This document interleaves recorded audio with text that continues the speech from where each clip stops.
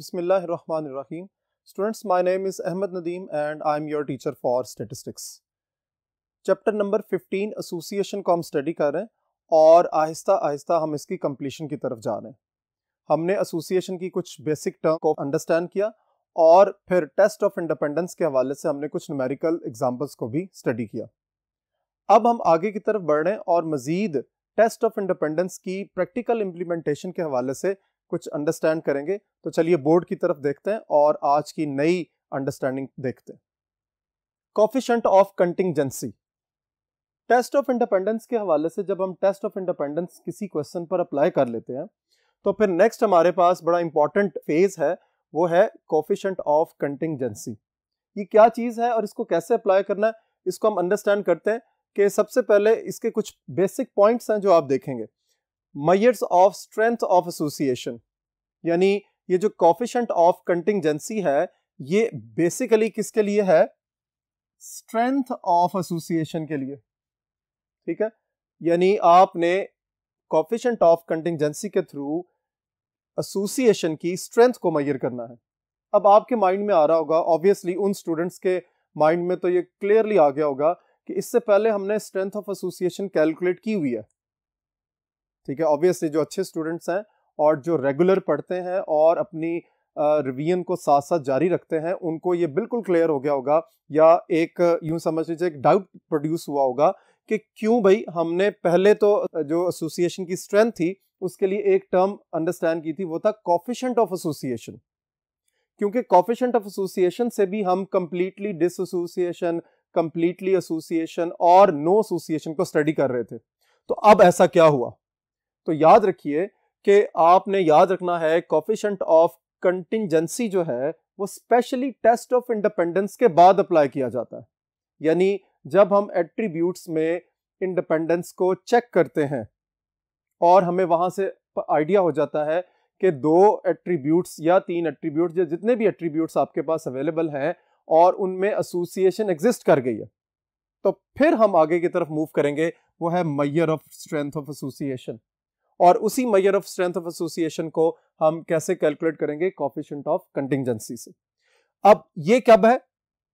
ये आमतौर पर न्यूमेरिकल स्केल्स के ऊपर होती है। ठीक है, यानी जब हमारे पास स्ट्रेंथ ऑफ एसोसिएशन एग्जिस्ट करती है कोफिशिएंट ऑफ एसोसिएशन के हवाले से, तो आप जरा गौर करें तो उसकी वैल्यू क्या थी हमारे पास? -1 से लेकर +1 तक। ठीक है, हम इसी के अंदर इसको स्ट्रेंथ को देखते थे कि हमारे पास minimum value coefficient of association की -1 आती है और मैक्सिमम वैल्यू 1 आती है, और इसी के अंदर हम फ्लक्चुएट करते हैं और अपनी एसोसिएशन को जज कर लेते हैं। लेकिन यहां पर न्यूमेरिकल स्केल का मतलब यह है कि हमारे पास जितनी वैल्यू बड़ी आती जाएगी उतना हम ये कह सकते हैं कि एसोसिएशन ज्यादा स्ट्रांग है, और जितनी न्यूमेरिकल वैल्यू कम आएगी उसका मतलब ये होगा कि हमारे पास जो एट्रीब्यूट्स है उसकी स्ट्रेंथ ऑफ एसोसिएशन उतनी कम है।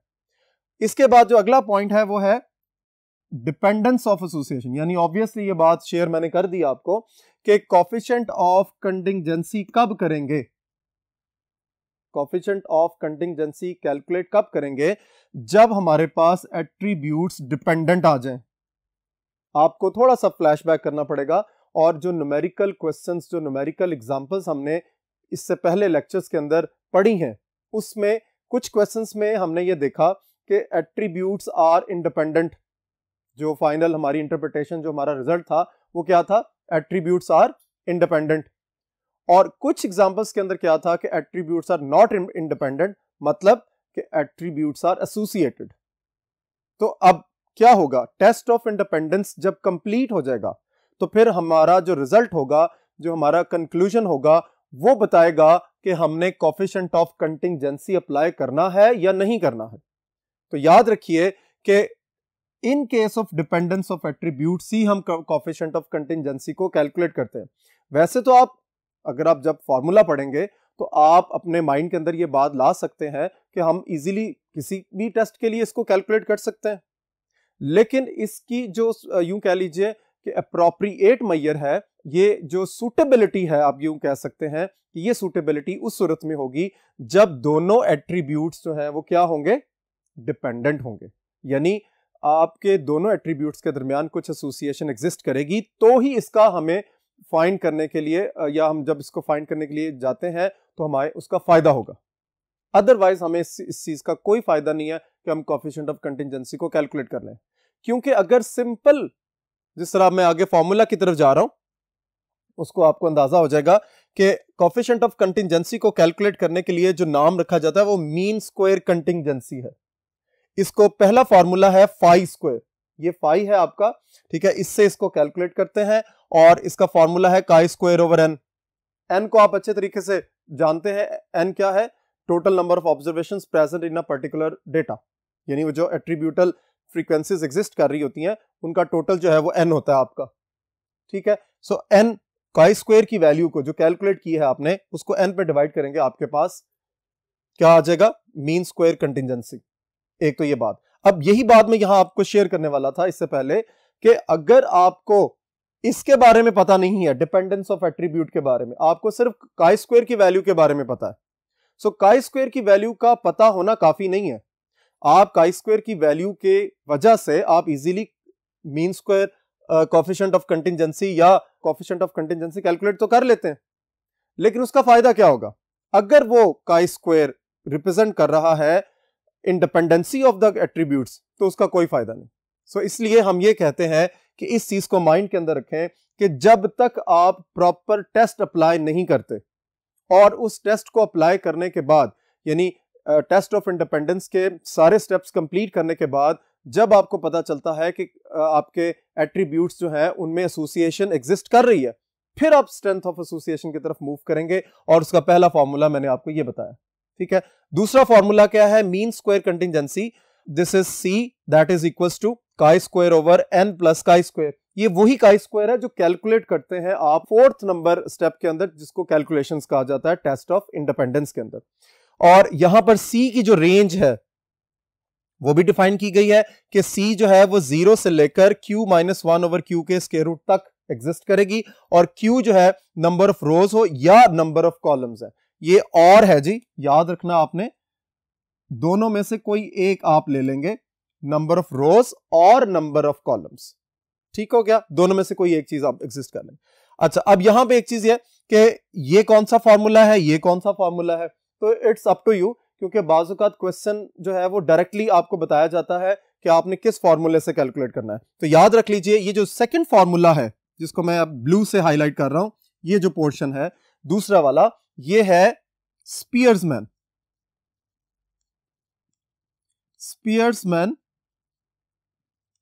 Mean square coefficient of contingency.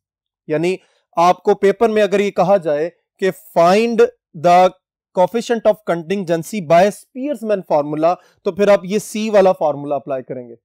और अगर कुछ नहीं कहा जाता तो फिर आपकी अपनी चॉइस है कि आप इसके अकॉर्डिंगली फाइंड कर सकते हैं या इसके अकॉर्डिंगली। बेहतर यही होता है कि ये चूंकि एक एडवांस्ड फार्मूला है तो आप मीन स्क्वायर कंटिंजेंसी को फाइंड करें स्पीयर्समैन फार्मूले के थ्रू। अब नेक्स्ट बोर्ड की तरफ चलते हैं और इस पूरे सेटअप को जो हमने कोएफिशिएंट ऑफ कंटिंजेंसी के हवाले से डेवलप किया है, इसको हम एक न्यूमेरिकल एग्जांपल के थ्रू अंडरस्टैंड करते हैं। तो चलिए बोर्ड नंबर 2 की तरफ। क्वेश्चन को अंडरस्टैंड करेंगे।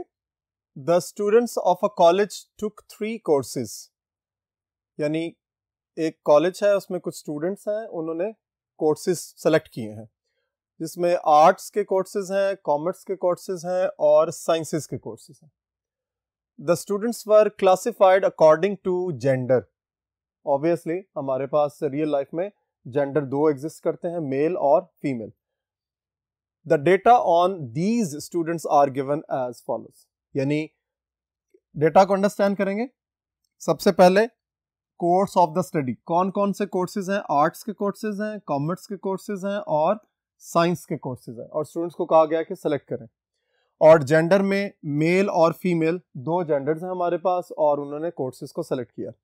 मैंने आपको पहले भी एक बात कही थी कि जब तक आप डेटा की अंडरस्टैंडिंग बिल्टअप नहीं करते, आपको जो क्वेश्चन है वो इंटरेस्टिंग नहीं होता। तो बेहतर यह है कि आप इसको इंटरेस्ट को डेवलप करें कि इस 300 का मतलब क्या। इस 300 का मतलब ये है कि कॉमर्स के 300 स्टूडेंट्स जो थे वो मेल्स थे। यानी आप ये कह सकते हैं कि कॉमर्स के जो सब्जेक्ट्स थे उन स्टूडेंट्स ने सेलेक्ट किए जो मेल थे और उनकी तादाद 300, और कॉमर्स के जो स्टूडेंट्स फीमेल थी उन्होंने उनकी तादाद 200 थी। यानी कॉमर्स के सब्जेक्ट्स को सेलेक्ट करने वाली फीमेल स्टूडेंट्स की तादाद 200 थी और मेल स्टूडेंट्स की तादाद 300 थी। इसी तरह आप जरा यहां ऑब्जर्व कीजिए कि अगर इस 200 की बात करूं तो आर्ट्स के 200 स्टूडेंट्स मेल थे और आर्ट्स की 100 स्टूडेंट्स फीमेल थी। सिमिलरली इस 100 का मतलब क्या है कि फीमेल स्टूडेंट्स जिन्होंने साइंस सब्जेक्ट्स सेलेक्ट किए उनकी तादाद 100 थी। अब ये आपके पास डेटा है, कहा क्या गया है, यूज काई स्क्वायर टेस्ट। यहां पर chi square test of independence नहीं कहा गया, सिंपल काई स्क्वायर टेस्ट कहा गया है। तो ऑब्वियसली आपने ये माइंड के अंदर रखना है कि काई स्क्वायर टेस्ट का मतलब यही है, chi square test of independence. ठीक है, whether there is any association between the gender, ये एक आपका एट्रीब्यूट है, and the course of study, दो एट्रीब्यूट्स हैं और फर्दर इनकी क्लासेस बनी हुई है। जेंडर की 2 क्लासेस हैं, मेल और फीमेल, और कोर्स ऑफ स्टडी की 3 क्लासेस हैं। कौन कौन सी? Arts, commerce and science. आपने ये चेक करना है कि chi square test of independence की वजह से हमें क्या पता चलता है कि जेंडर और कोर्स ऑफ स्टडी में कोई एसोसिएशन है या नहीं है। यानी अब इसका मतलब ये हुआ कि आप ये चीज चेक करने की कोशिश कर रहे हैं कि क्या ऐसा होता है कि अगर मेल स्टूडेंट है तो वो स्टडी ऑफ कोर्स जो है वो किस टाइप का सेलेक्ट करेगा, यानी वो अपने इंटरेस्ट को रिप्रेजेंट कर रहा है। सो जेंडर अफेक्ट करता है कोर्स ऑफ स्टडी पर या नहीं करता, ये इस क्वेश्चन का बेसिक यूं कह लें कि रिक्वायरमेंट है। सो यही बात यहां पे की हुई है, there is any association between the gender and the course of study. अब आगे ब्रैकेट में क्या है, ये बात है असल में जो आज का लेक्चर है उसका यूं कह लो कि फोकस पॉइंट है। वो क्या कि इफ यस का मतलब है कि क्या हमें इस सिचुएशन से आइडिया हो गया कि कुछ एसोसिएशन है दोनों में। अगर है, यानी अगर हम ये कहते हैं कि एसोसिएशन एग्जिस्ट कर रही है, तो फिर find the strength.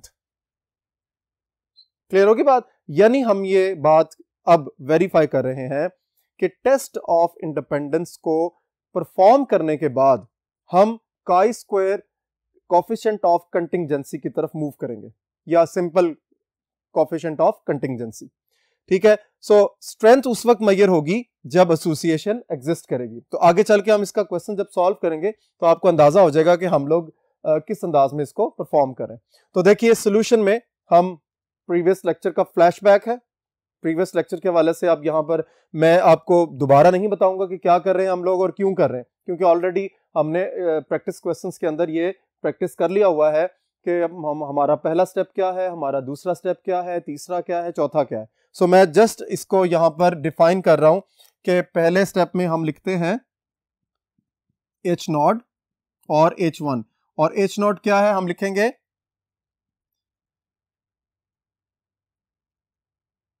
there is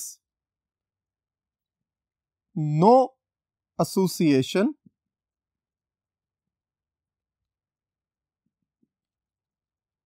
between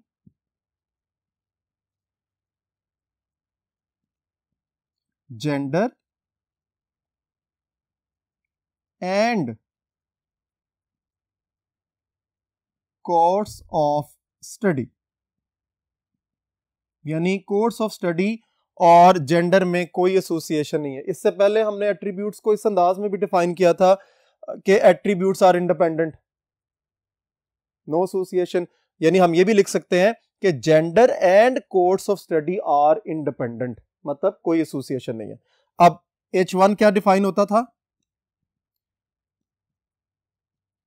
there is some association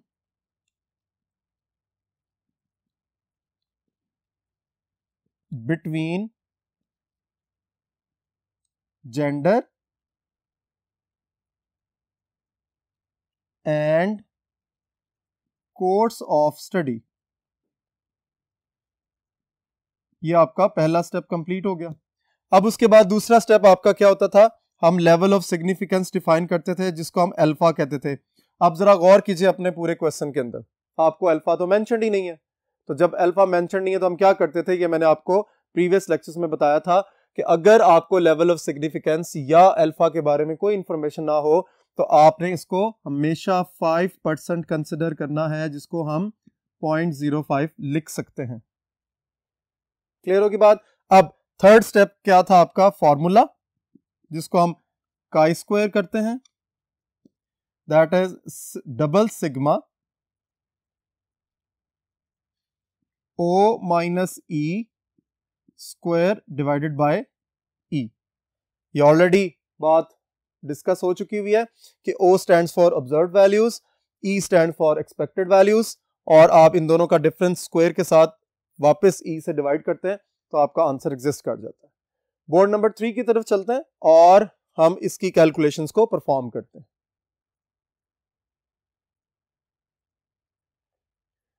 data को हम कॉपी करेंगे, ऑब्जर्व्ड वैल्यूज की जगह जो गिवन वैल्यूज हैं वो मेंशन करेंगे और एक्सपेक्टेड वैल्यूज की जगह हम उसकी कैलकुलेशंस करेंगे।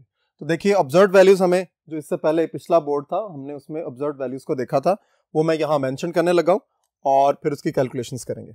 पहली ऑब्जर्व्ड वैल्यू है 200, उसके बाद है जी 300, नेक्स्ट आपके पास है 100, फिर आपके पास है 100, फिर 200 और फिर 100। मैंने रो वाइज डेटा ले लिया और इस तरह हमारे पास 6 वैल्यूज एग्जिस्ट कर गई। ठीक है, अब हम एक्सपेक्टेड वैल्यू निकालेंगे। एक्सपेक्टेड वैल्यू का फॉर्मूला आपको अंदाजा है, हम ऑलरेडी कैलकुलेट कर चुके हुए हैं, that is row total multiply by column total divided by grand total. ठीक है, ये मैंने आपको उस वक्त भी बताया था, चूंकि कम्यूटेटिव है हमारे पास लॉ जो मैथमेटिक्स का होल्ड करता है, पहले आप कॉलम टोटल लिख लें बाद में रो टोटल लिख लें, नो इशू। सो अब हम क्या करेंगे, यहां पर कैलकुलेशंस करेंगे। मैं यहां पे एक छोटा सा टेबल जनरेट करता हूं जिससे आपको कैलकुलेशन के बारे में अंदाजा हो जाएगा कि हम क्या करने जा रहे हैं।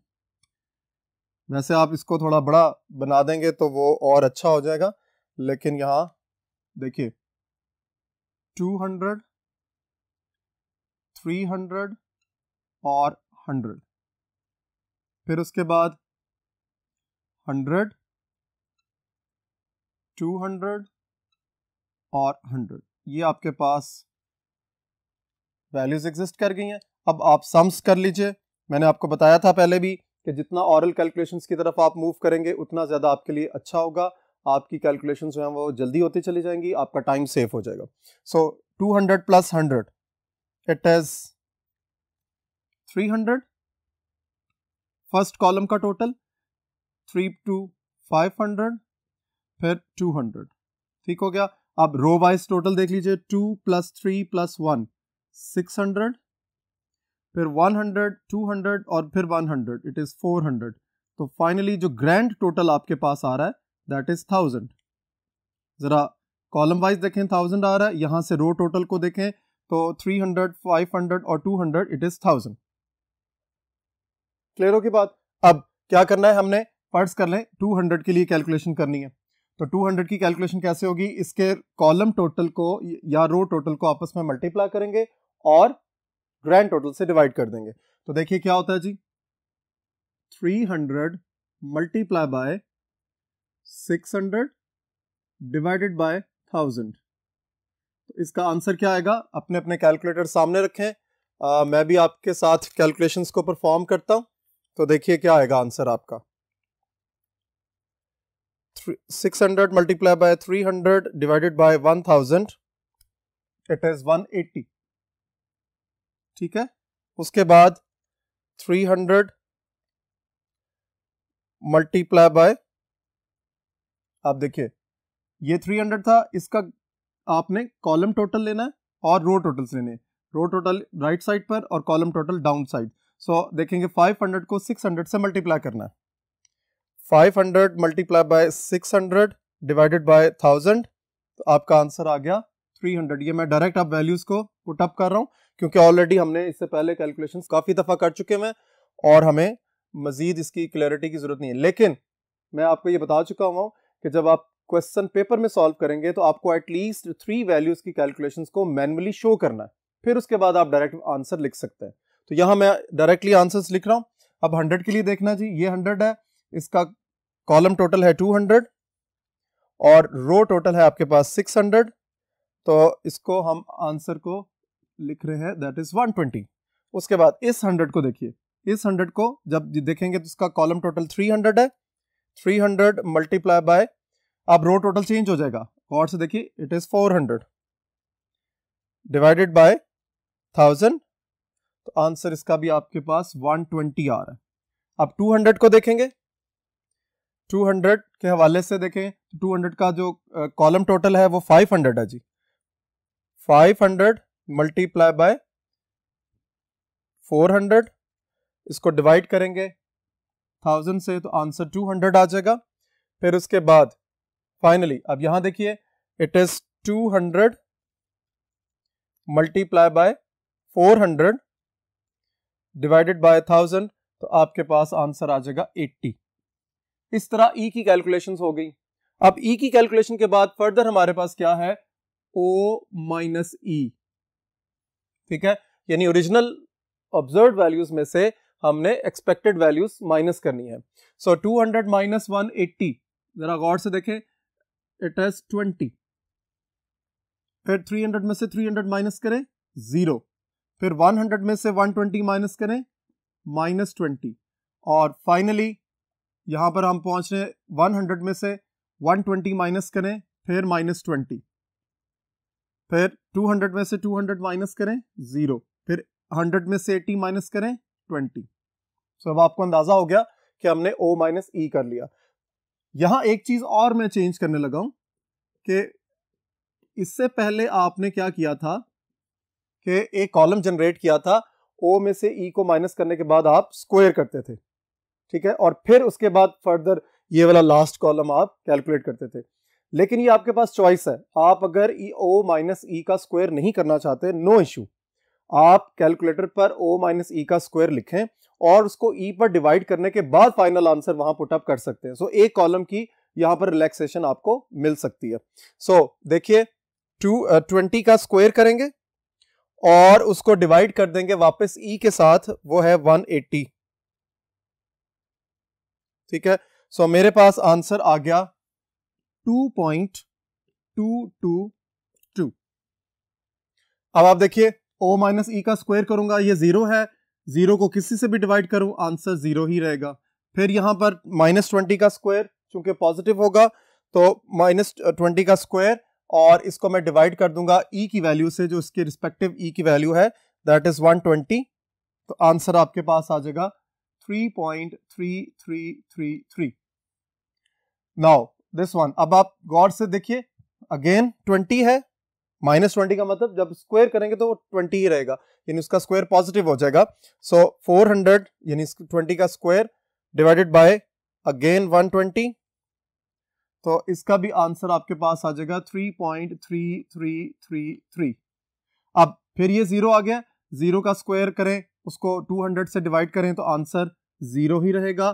फिर 20 का स्क्वायर करेंगे और वापस उसको ई से डिवाइड करेंगे, जो उसकी रिस्पेक्टिव एक्सपेक्टेड फ्रीक्वेंसी है दैट इज 5। अब ये है आपका बेसिक कॉलम जिसकी रिक्वायरमेंट है टेस्ट ऑफ इंडिपेंडेंस को फाइनलाइज करने के लिए। अब आप जब इसको सम करते हैं तो देखिए आप जरा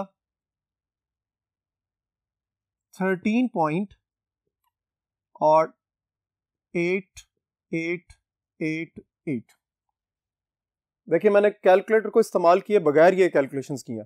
बात आपको बताने का मकसद सिर्फ ये है कि जितना हो सकता है आपने अपने टाइम को सेव करना है, ऑरली कैलकुलेशंस को परफॉर्म करना है। लेकिन अगर कुछ लोगों का मानना यह है कि जी ऑरली कैलकुलेशन करने में गलती हो सकती है, तो वो कैलकुलेटर का इस्तेमाल ही करें, ठीक है।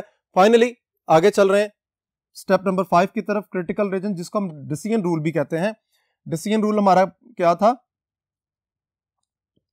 Reject H not if chi-square calculated is greater than equals to chi-square v into 1 minus alpha।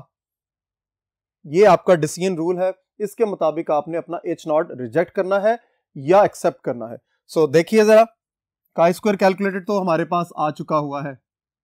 अब हमने v कैलकुलेट करना है। आपको पता है v क्या है, r minus one into c minus one. r number of rows, आप अपने टेबल पे अगर गौर करें, जो इससे पहले पिछले बोर्ड पे हमने टेबल डिफाइन किया था, तो r कितनी रोज थी आपके पास, 2 रोज थी, तो 2 माइनस वन, और कॉलम्स की तादाद कितनी थी, 3 माइनस वन, तो 1 मल्टीप्लाई बाय 2 इज 2, यानी v यानी डिग्रीज ऑफ फ्रीडम आपके पास 2 आ गया। उसके बाद 1 माइनस अल्फा का मतलब है 1 माइनस 0.05, ये भी डिफाइन हो चुका हुआ है, दिस इज 0.95। अब आपको देखना है काई स्क्वायर, v की जगह पर 2 लगाएंगे और 1 माइनस अल्फा की जगह पर 0.95 लगाएंगे।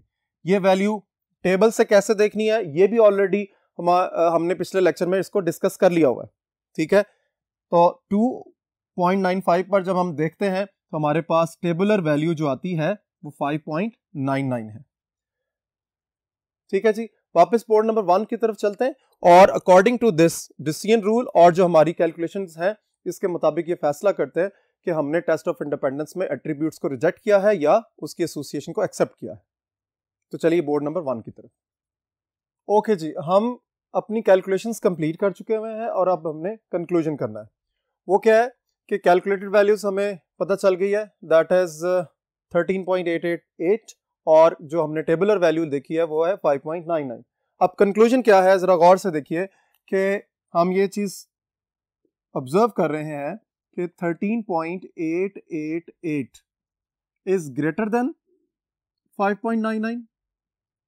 इसका मतलब ये हुआ कि जो डिसीजन रूल था वो फुलफिल हो रहा है। डिसीजन रूल ये कह रहा था कि कैलकुलेटेड वैल्यू अगर बड़ी हो टेबुलर वैल्यू से तो आप क्या करेंगे, एच नॉट को रिजेक्ट कर देंगे। सो हम यहां क्या लिखेंगे, सो वी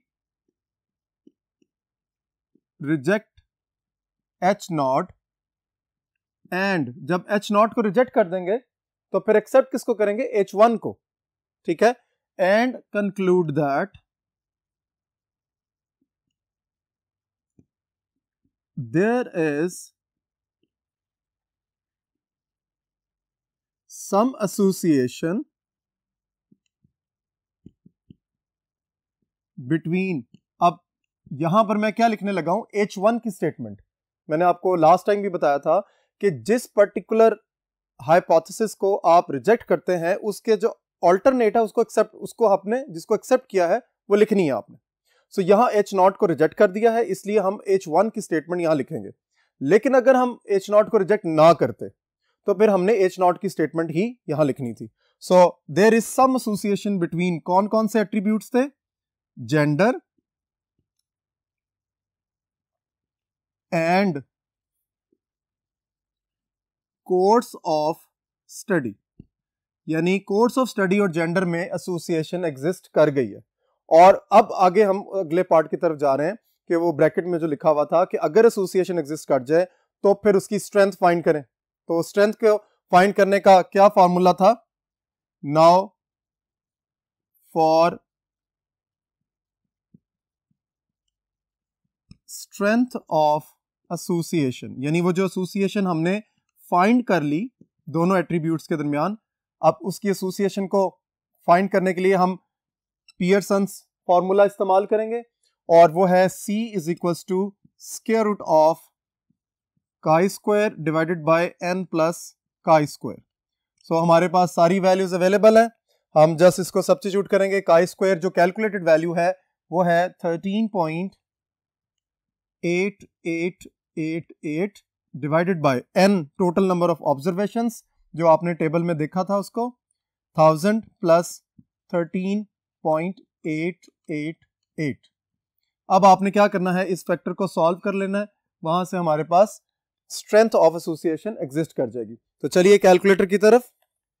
तो देखिए सबसे पहले हमारे पास है, डिनोमिनेटर को भी आप पहले ऐड कर लीजिए, मच बेटर थिंग, 13.888 प्लस 1000, इसको आपने डिवाइड करना है 13.888 से, और फिर आपने फाइनली उसका स्क्वायर रूट ले लेना है। तो मेरे पास आंसर आ गया 0.1170। This is your strength of association for given set of information. उम्मीद करता हूं कि आपको आज की एग्जांपल से कोफिशिएंट ऑफ कंटिंजेंसी के हवाले से आपको आइडिया हो गया होगा कि किस तरह हमने एसोसिएशन की स्ट्रेंथ को मेजर करना है। इंशाल्लाह नेक्स्ट लेक्चर में मुलाकात होगी। अल्लाह हाफिज।